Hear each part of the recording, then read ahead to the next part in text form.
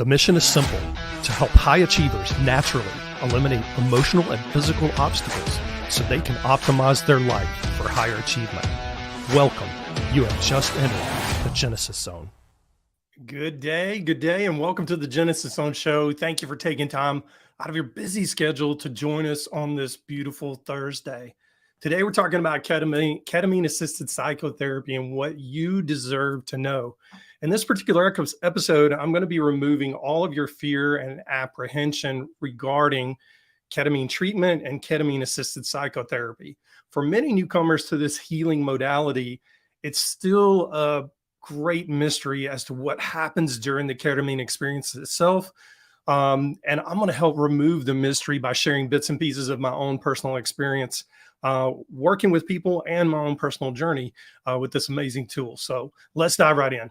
Ketamine's journey from its discovery as an anesthetic drug to its current role in psychedelic assisted psychotherapy, it demonstrates the dynamic evolution of drug usage and therapeutic applications over the decades. Its unique dissociative properties and potential for rapid relief of psychological distress have led to its ongoing investigation in the mental health field. Now, ketamine is a versatile drug with a complex history that spans medical as well as recreational, unfortunately, as well as therapeutic applications. Now, ketamine was first synthesized by Dr. Calvin Stevens in 1962, who worked for Park Davis Laboratories.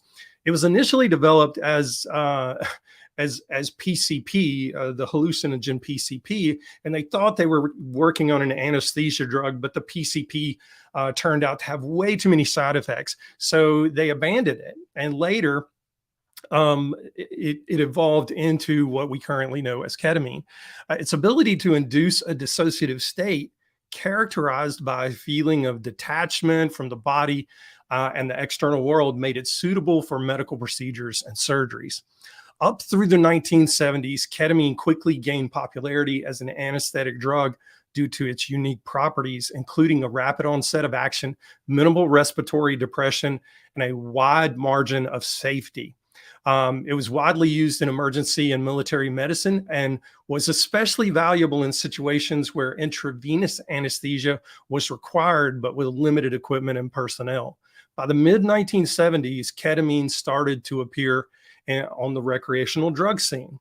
Its dissociative effects led to its use as a club drug, and concerns about its potential for abuse and the development of tolerance and dependence led to its classification as a Schedule III controlled substance in the United States in 1999. Now, in the early 21st century, researchers began to explore ketamine's potential as a therapeutic tool for a variety of mental health conditions. Studies focused on its ability to rapidly alleviate symptoms of depression, anxiety, and post-traumatic stress disorder. Now, ketamine's effects on the brain, particularly the glutamate system, were investigated in the context of these conditions. Now, if you're not familiar with the glutamate system, in simple terms, it's an area in the brain that ketamine affects the brain's glutamate system by temporarily increasing the activity of a specific receptor called NMDA receptor. Now, what this does is it boosts the activity in this area of the brain that leads to changes in brain connections and can help improve mood and alleviate symptoms of conditions like depression and anxiety. Now, essentially, ketamine's interaction with the glutamate system may contribute to its ability to rapidly lift people's spirits and relieve emotional distress. So fast forward to 2010. Ketamine's efficacy as a rapid-acting antidepressant became increasingly recognized in the mental health community. It was administered in sub-anesthetic doses, meaning below anesthetic doses, often intravenously in clinic settings and outpatient clinic settings. And this led to the development of ketamine infusion clinics that provided treatment for individuals with treatment-resistant depression. The problem with this is that it was kind of give the person the mentality of give the person the ketamine, the IV treatment, and leave them alone. There's no interaction with them. And then maybe we do integration work or therapy afterwards, and maybe we don't. Many of the IV ketamine clinics that exist today and many that were started back then around 2010 did not do any type of integration and did not interact with the client during their ketamine session. Now, legal and clinical frameworks since 2010 have continued to evolve. The U.S. Food and Drug Administration approved S-ketamine, which is a derivative of ketamine, a racemic isomer, meaning it's a mirror image of the molecule of ketamine itself. And S-ketamine comes in the form of a nasal spray for treatment-resistant depression, and it was approved for that use in 2019. Now, here's the problem with S-ketamine nasal spray is that it's hugely expensive. We're talking $784 for 2 sprays, which is the dose that you do in office with for the treatment of treatment-resistant depression. That comes to about $32,000 per year, in case you're wondering. Now, the opposite of that is compounded ketamine nasal spray, which can be bought or purchased for as little as $50 per bottle, and it has multiple treatments within that bottle. Now, note, if you do an internet search for compounded ketamine or compounded ketamine nasal spray, regardless of the form that you're searching, just use compounded ketamine. It will pull up a plethora of websites touting FDA warnings with compounded ketamine. Well, we have to ask the question, why is this? Follow the money. S-ketamine, big pharma drug, $32,000 a year. Compounded ketamine, $50 for multiple treatments. You do the math, follow the money, and you'll find your answer as to why the FDA comes against compounded medications of all kinds. And that includes methylcobalamin, B12, methylated B12 injections, which can only be gotten by compound. They come against that every year. It seems like every year, every couple of years, I have to sign a petition saying we need this and write letters to congressmen and senators saying, no, please do not hyper regulate the compounding industry and do away with these drugs because it's going to hurt the population. And they're doing the same thing with bioidentical hormone replacement therapies that are compounded. They don't want them on the market. They want to close compounding pharmacies down. It's an ongoing battle that I've been fighting since I've been doing this about 17 years now. Anyway, I digress. Back to the topic at hand. So let's wrap up this history lesson on ketamine so we can get into the meat of today's topic of what you deserve to know about ketamine and ketamine assisted psychotherapy.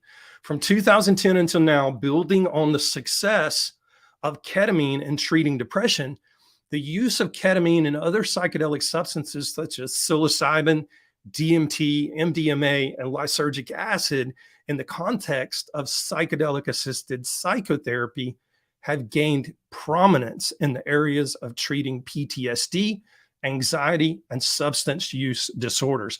Now, clinical trials and research continue to be ongoing and continue to investigate the safety and efficacy of these treatments, and they're proving extremely safe. Now, ketamine assisted psychotherapy, or CAP, K-A-P for short, is an area of active research and development. While ketamine's legal and clinical status continues to evolve, it has opened the door to a broader exploration of psychedelic assisted psychotherapies with the potential to offer new treatment options for individuals with various mental health conditions. And as we've learned in the past couple of years, also for the chronic treatment of pain. So what is it that you deserve to know if you're thinking about trying ketamine as a healing alternative?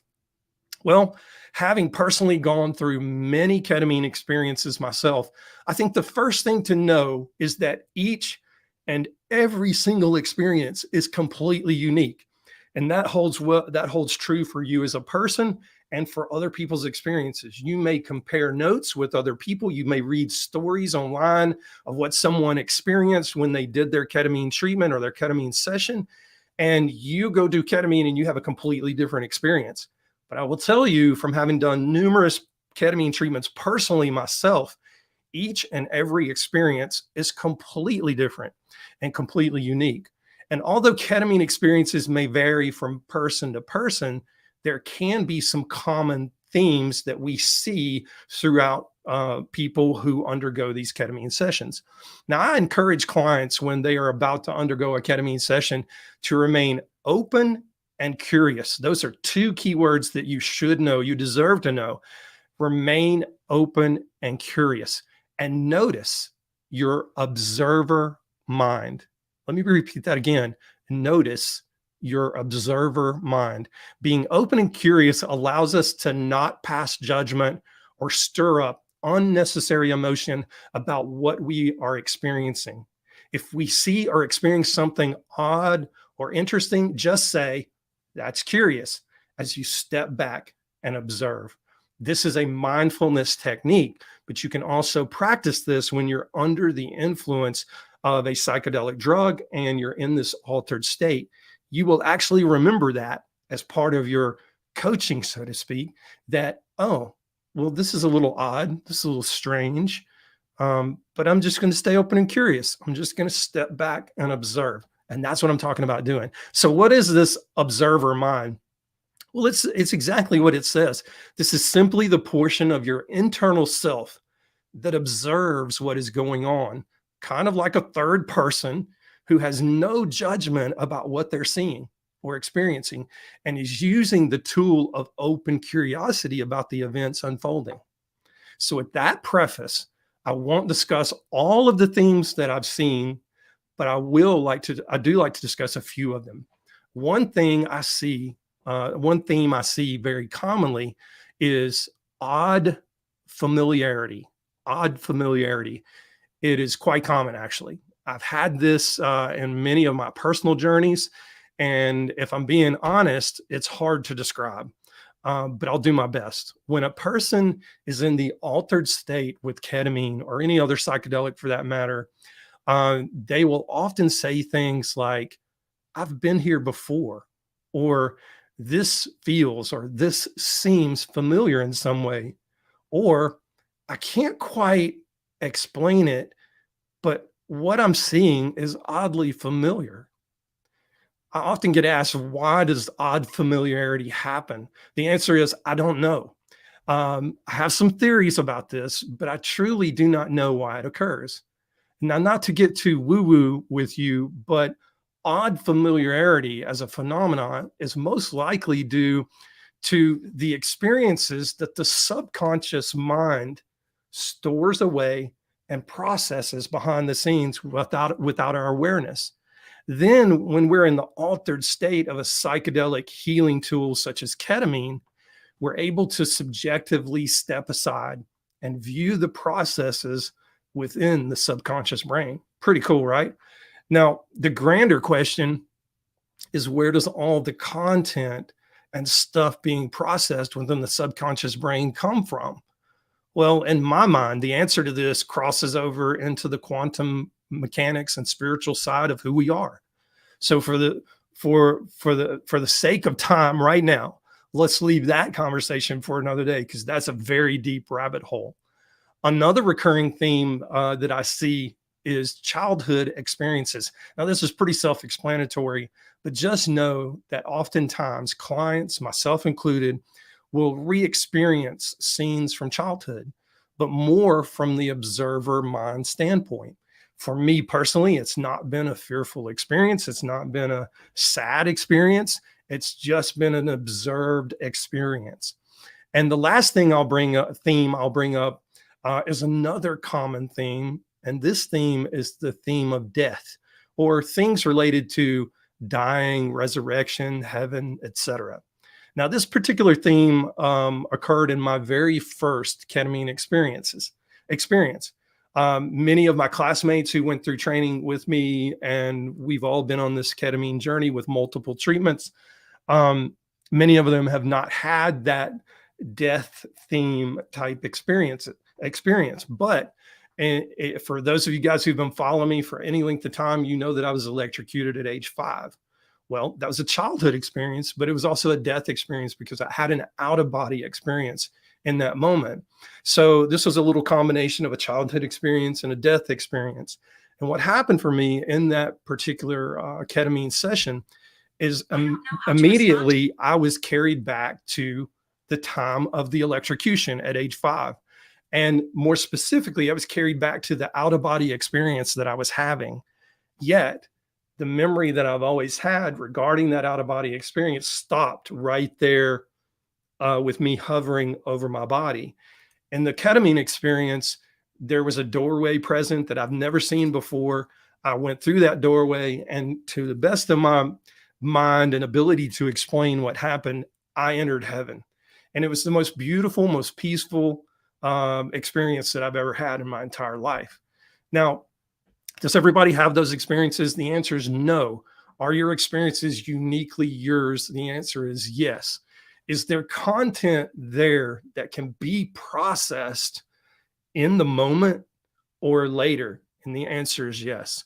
So regardless, ketamine induces an altered state of consciousness characterized by dissociation, this feeling that we've left our body, and enhanced perception, introspection, and blurring of the boundaries between self and the external world. Now, these altered states can provide unique opportunities for self-exploration and insight into one's thoughts, emotions, and past experiences. I will tell you from personal experience, and this is just my experience. One time I've received insights within the journey itself. Many times the images, the experiences, the things I see are often, if I were to judge it, it would be puzzling to me. It's like, why did that occur? Why did I see that? So I don't do that. I just stay open and curious and allow for things to unfold in my waking state in the days to come. And what I've found with myself and clients that experience ketamine sessions themselves is that the biggest epiphanies, the biggest revelations, the biggest insights about ourselves and the dynamics of what makes us tick and what makes us tick in relationship to others often occurs in the 2, 3, 4, or 5 days after the ketamine session. I have to be honest with you. My very first ketamine session that I had, my second and my third, I'm still processing. So I'm still processing these weeks, months later, and it's one of those ongoing things that I keep a journal handy.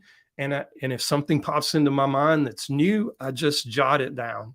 And later I come back and review it and go, oh, that's why that happened. I now remember this occurring in the altered state, but I wasn't quite sure what it meant. And now I know what it meant.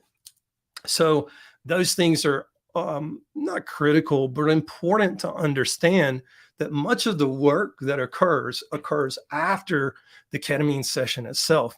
And there's actually some emerging new data that hasn't been published yet that I'm aware of because my mentors actually got to speak to the person doing the research.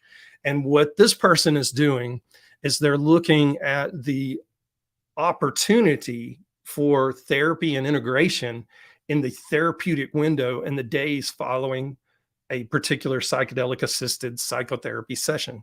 Okay.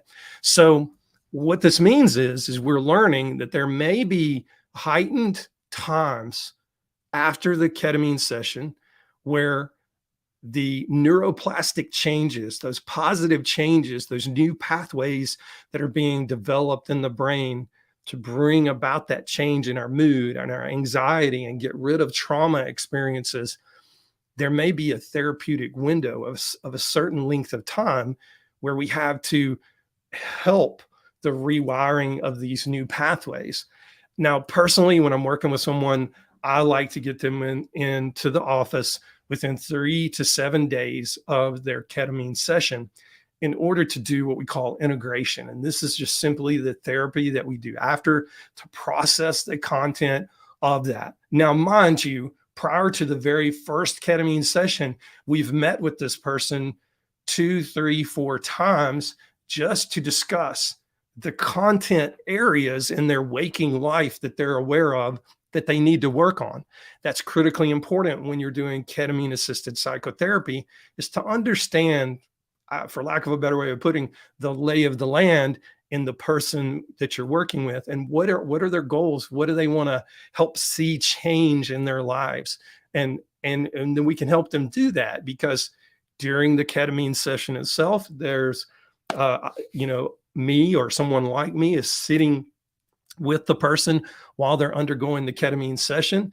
A, that's for a safety reason. B, it's to be there to help gently prompt during the ketamine session. Notice I said prompt. We're not doing therapy at that time. Now you may ask, what are we prompting? We're simply prompting we're prompting them to express what they're seeing and hearing, and we're simply making notation of that. Every now and then there are deepening prompts. If we think, there could be something that needs to go deeper, like they describe a certain scene that they're seeing, and we say, tell me a little bit more about that. Never under any circumstances do you insert your personal agenda, your personal interpretation into this particular modality. You're simply listening and getting them to describe what's going on and making notes. And that way, when you do the integration exercise after they're not in an altered state, they're in a sober state, then you're able to bring that content back out and say, in your session, you said you were seeing this. Talk to me about that. Have you had time to process that? And this is what ketamine assisted psychotherapy is at its best. Now, I will tell you, it is literally the wild, wild west out there right now. There's nobody that's really defined what ketamine assisted psychotherapy looks like. And that's good and it's bad. It's good in the sense that we are wide open on being able to define that. I'm very fortunate in that the two people in the United States that are defining with actual hands-on experience, not some researcher in a laboratory somewhere bringing research participants in to see if this particular technique works. No, they're actual boots on the ground, hands-on clinicians, psychiatrists, ER physicians that are actually using these techniques and defining and there's psychologists too that are working with them on this, that are defining what ketamine assisted psychotherapy looks like, because we can't use old therapy modalities in this. It becomes more transpersonal psychotherapy. It becomes more somatic psychotherapy. So, and those are just two different therapy techniques that you need to be versed in if you're going to be doing ketamine assisted psychotherapy. Regular cognitive behavior therapy, which is your run-of-the-mill therapy, doesn't typically work well when you're doing ketamine assisted psychotherapy. You need to change your approach. And these people are the only ones in the country that are teaching this, that are developing these models. And I've got to be quite honest with you, are literally writing the textbook for what ketamine assisted psychotherapy looks like. So I'm very fortunate to be mentored by them and trained by them. And that's what we use in the office. The only other thing I'm going to talk to you about is something, well, two things really, is that you'll see talked about all the time is set and setting. Now, set is simply the mindset, okay? What you bring to the table when you're coming into this session. Now, you may be the calmest person in the world, but if you had to get 3 kids dropped off at 3 different places and you were running all morning long, your car had a flat tire when you woke up, you had to get that fixed. And then you get the 3 kids dropped off at 3 different places, and one of them calls you and says, "Oh Mom, I left my lunch at home." Then you got to worry about coordinating that, and you've taken care of all of this before you arrive at your ketamine session. Chances are your mindset is not going to be in a good place to receive what ketamine has for you. Because if you're in an anxious state when you go into the altered state with ketamine, chances are your session's probably going to be a lot shorter than it would have been. Your session may actually be have the content of a lot of anxiety. I've seen this happen over and over. I've experienced this personally, where I had a session where I was in a run, go state all the way up. And I had not planned my morning that way. That's just the way it ended up happening.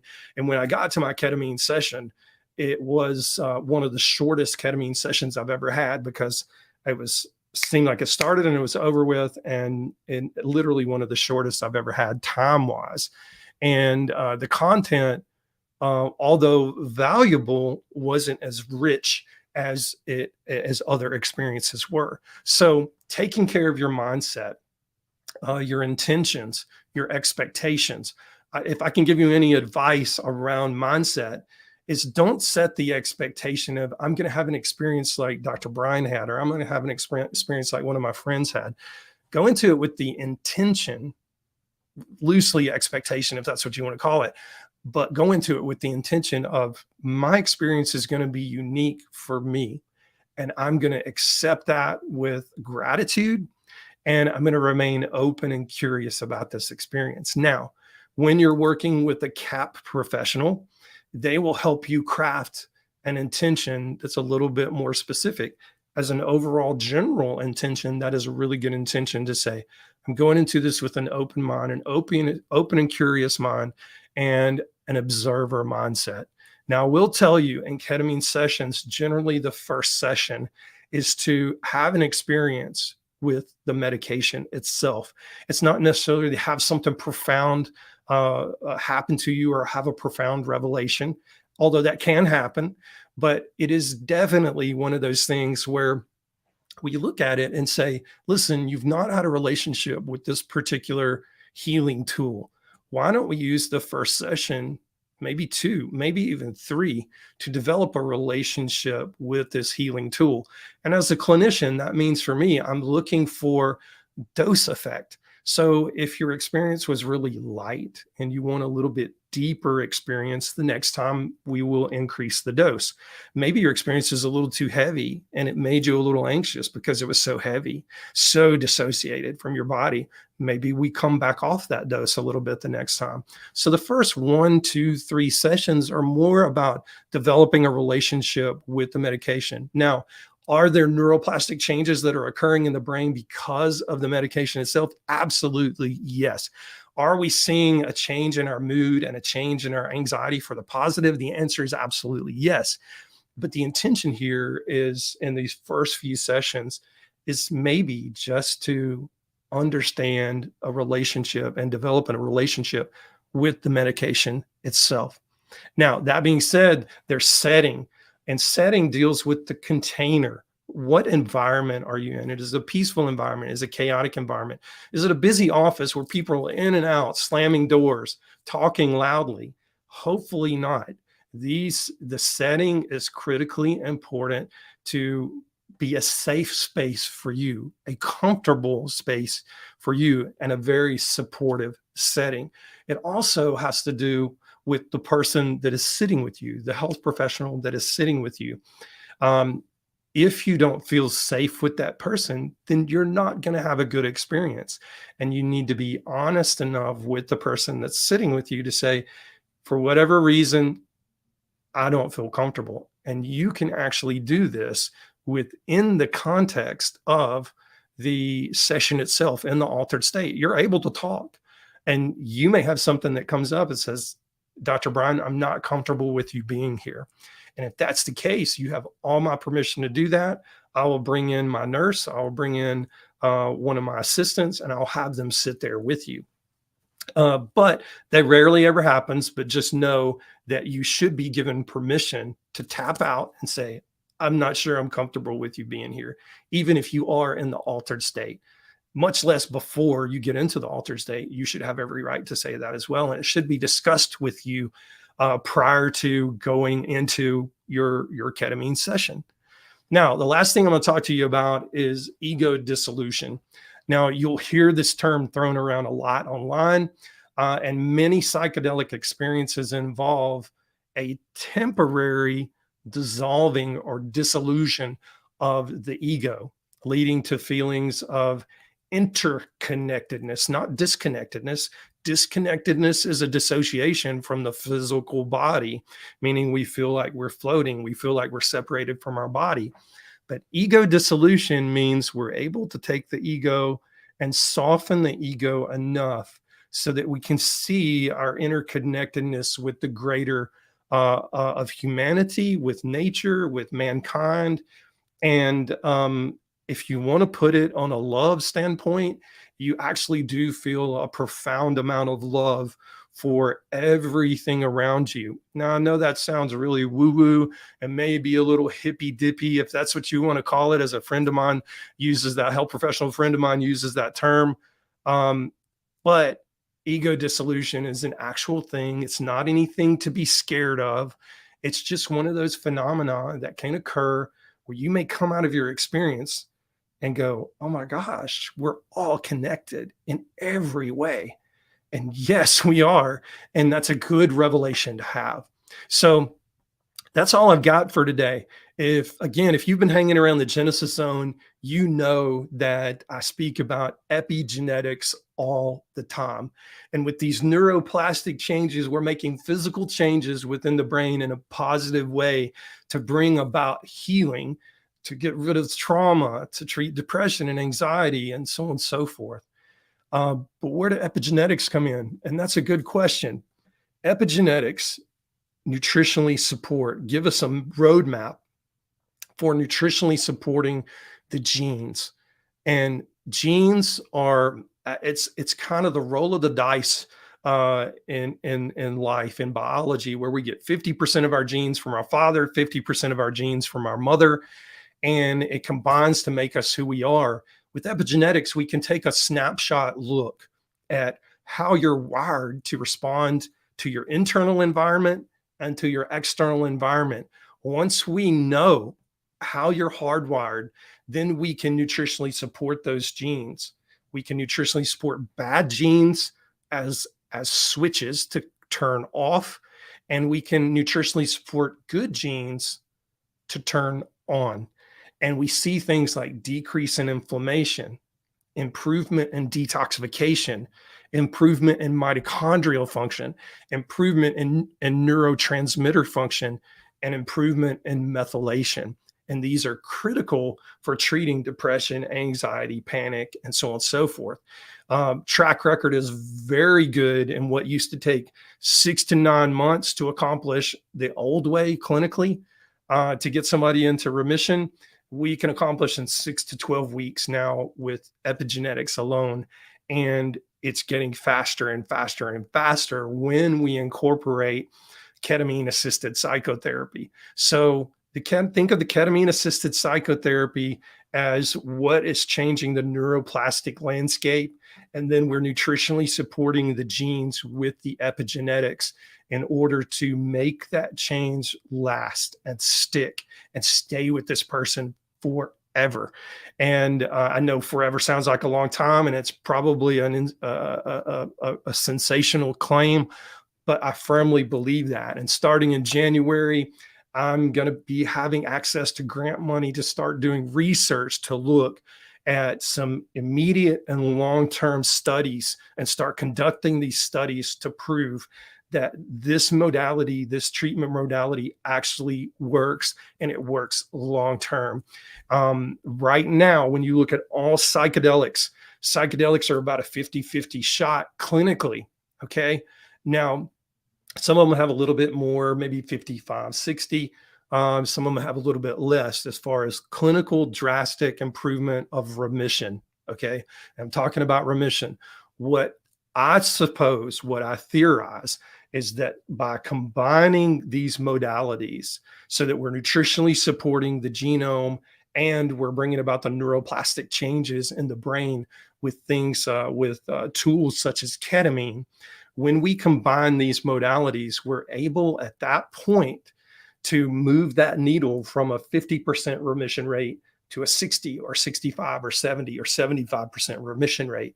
Now, my modality includes more than just epigenetics and psychedelic assisted psychotherapy or ketamine assisted psychotherapy.